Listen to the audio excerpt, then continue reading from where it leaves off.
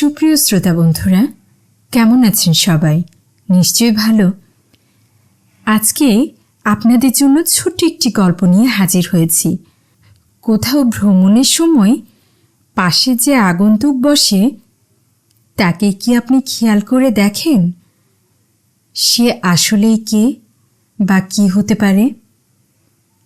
ঠিক তেমনই একটি আগন্তুক নিয়ে আজকের গল্প। শুনতে থাকুন লেখক মানবেন্দ্র পালের গল্প শীতের রাতের ট্রেনে। শুনতে থাকুন এবং আমার সঙ্গেই থাকুন। সেবার পুজো পড়েছিল একেবারে আশ্বিনের শেষে। ঠিক পুজোর মুখে হাওড়া থেকে সন্ধ্যের ট্রেনে বাড়ি ফিরছিলাম। দিনকাল খারাপ, সঙ্গে কিছু টাকা পয়সাও আছে। ভেবেছিলাম বেলাবেলি ট্রেন ধরব, কিন্তু সে আর হয়ে উঠল না। গাড়িতে বেশ ভিড়, কোথাও বসার জায়গা পাচ্ছি না। হঠাৎ একটা কামরা একদম খালি দেখে দাঁড়িয়ে পড়লাম। ব্যাপার আর কিছুই না, বগিটা আগে ফার্স্ট ক্লাস ছিল, চওড়া বেঞ্চ, হাতল লাগানো, সামনে করিডোর। সেটা যে এখন ক্লাস 2 হয়ে গেছে সেটা কেউ লক্ষ্য করছে না। আমি তখনই সেই খালি গাড়িতে উঠলাম তো, কিন্তু গাড়ির অবস্থা দেখে চক্ষু চড়ক গাছ। চওড়া বেঞ্চি, কিন্তু গদি আর স্প্রিং কে বা কারা তুলে নিয়ে গেছে। শুধু পেরেকগুলো উঁচু হয়ে আছে, বাঙ্কগুলোর গদি উধাও।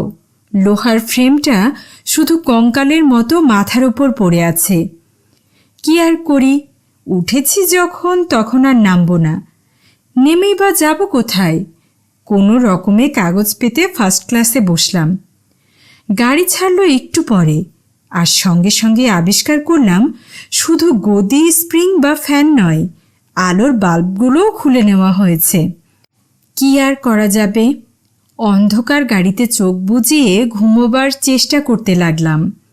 এক সময়ে গাড়ি কখন ব্যান্ডেল পার হয়ে গেছে খেয়াল নেই।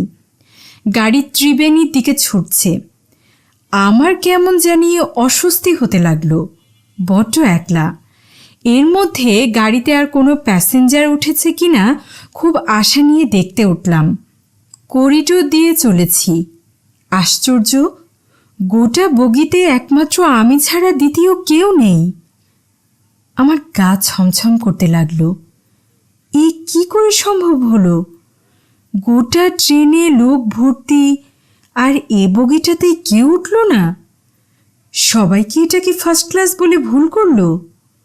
হঠাৎ ল্যাভেটরির দরজায় শব্দ হলো। তারপর দেখি তার ভেতর থেকে আপাদমস্তক চাদর মুড়ি দিয়ে কেউ একজন বেরিয়ে আসছে। আমার কি মনে হলো, তাড়াতাড়ি নিজের জায়গায় চুপ করে বসলাম। দেখি লোকটা দুবার করিডোর দিয়ে যাতায়াত করলো, তারপর আমার খুপড়িতে এসে ঢুকলো। অন্ধকারে মনে হলো লোকটা যেন অল্পক্ষণ আমাকে দাঁড়িয়ে দাঁড়িয়ে দেখল, তারপর আমার পাশে এসে বসল। আশ্চর্য, এতক্ষণ অন্ধকার কামরায় একলা ছিলাম বলে ভয় করছিল, আর এখন আমার পাশে একজনকে বসতে দেখে কেমন যেন আতঙ্ক হচ্ছে। কিসের আতঙ্ক ঠিক জানি না, তার অস্তিত্বটাই আমার কাছে আতঙ্কের। সে যদি সিটে বসে নড়ত চড়ত, যদি গায়ে লিয়ে বসত, যদি আমার সঙ্গে দু একটা কথা বলতো, তাহলেও নিশ্চিন্ত হতাম। কিন্তু সে এসে পর্যন্ত দরজার দিকে মুখ করে আছে, আমাকে মুখ দেখাবে না, কিংবা ভাবছে কখন উঠে চলে যাবে।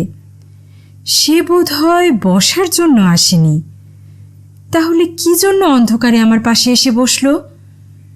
সেও কি তবে আমার মতো সঙ্গী খুঁজছিল? কিন্তু দেখে তো তা মনে হয় না। আচ্ছা, লোকটা অমন করে আপাদমস্তক সাদা চাদর মুড়ি দিয়ে আছে কেন? এখনো তো কার্তিক মাস পড়েনি, এত শীত তার। লোকটা কি তবে অসুস্থ? অসুস্থ মানুষ কি অমন সোজা হয়ে বসে থাকতে পারে? ট্রেন ছুটছে, শহর আর নেই, এখন ছোট ছোট স্টেশন, দুপাশে জঙ্গল আর অন্ধকার। আমি ভয়ে জানলার দিকে মুখ করে বসে আছি। আমার মনে পড়ছে খালি কামরায় এরকম অস্বাভাবিক আবির্ভাব নিয়ে অনেক ঘটনা শুনেছি, এটাও কি সেরকম কিছু? আচ্ছা, লোকটা বাথরুমে ঢুকলো কখন? ব্যান্ডেলে দেখতে পাইনি তো। অন্ধকার বলে নাকি? কেউ কি গাড়িতে উঠেই বাথরুমে যায়? তাছাড়া বেছে বেছে কি কেউ অন্ধকার কামরাতেই ওঠে? তাহলে তাহলে যে কি তা ভাবতেও আমি শিউরে উঠলাম। হঠাৎ একটা চাপা স্বর কানে এলো, আপনার রুমালটা দেবেন? রুমাল? এতক্ষণ যা ভেবে ভয় পাচ্ছিলাম তা যদি সত্যি হয় তাহলে কথা বলল কি করে? ওরা কি মানুষের মতো কথা বলতে পারে? যাই হোক, তাড়াতাড়ি পকেট থেকে রুমালটা বের করে কোনো রকমে ফেলে দিলাম। সে রুমালটা নিয়ে হেঁট হয়ে কি করতে লাগলো। খুব কৌতূহল। পকেটে টর্চও ছিল, কিন্তু জ্বালতে সাহস হলো না। কিছুক্ষণ পরে গাড়িটা হঠাৎ মাঝপথে দাঁড়িয়ে গেল।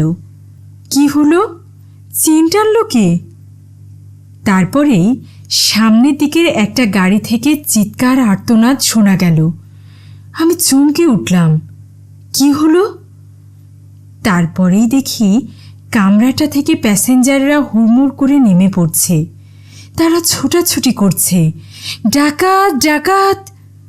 দুমদাম করে বোম ফাটল, চিৎকার কান্না। রেলরক্ষীরা ছুটল রাইফেল হাতে। কাঁপতে কাঁপতে আমিও সুটকেসটা আঁকড়ে ধরে দরজা পর্যন্ত এগিয়ে গেলাম। অনেক টাকা সঙ্গে রয়েছে, গাড়িতে একা থাকা ঠিক নয়। শেষ পর্যন্ত নেমে পড়লাম। চারিদিকে ধুধু মাঠ, কোথাও এতটুকু আলো পর্যন্ত নেই। শুধুমাত্র ভয়ার্ত প্যাসেঞ্জারদের টর্চের আলো মাঝে মাঝে চমকে উঠছে। একবার ভাবলাম অন্য কোনো কামরায়, যে কামরায় লোক আছে, আলো আছে, সেখানে চলে যায়। কিন্তু পরক্ষণেই মনে হলো এসবে তো হাঙ্গামা হচ্ছে। তার চেয়ে আমার কামরাতেই অন্ধকারে গা ঢাকা দিয়ে থাকি। আর 3টে তো মাত্র স্টেশন, তারপরেই বাড়ি পৌঁছে যাব। আমি আবার উঠে এলাম, নিজের খুপড়িতে গিয়ে ঢুকলাম। কিন্তু সে লোকটা গেল কোথায়?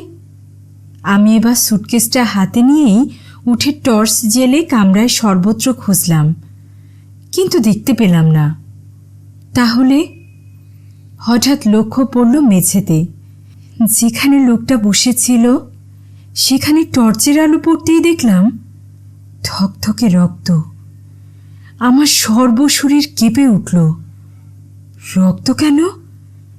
ভূতের কি রক্ত থাকে? না, তাহলেও তো মানুষ।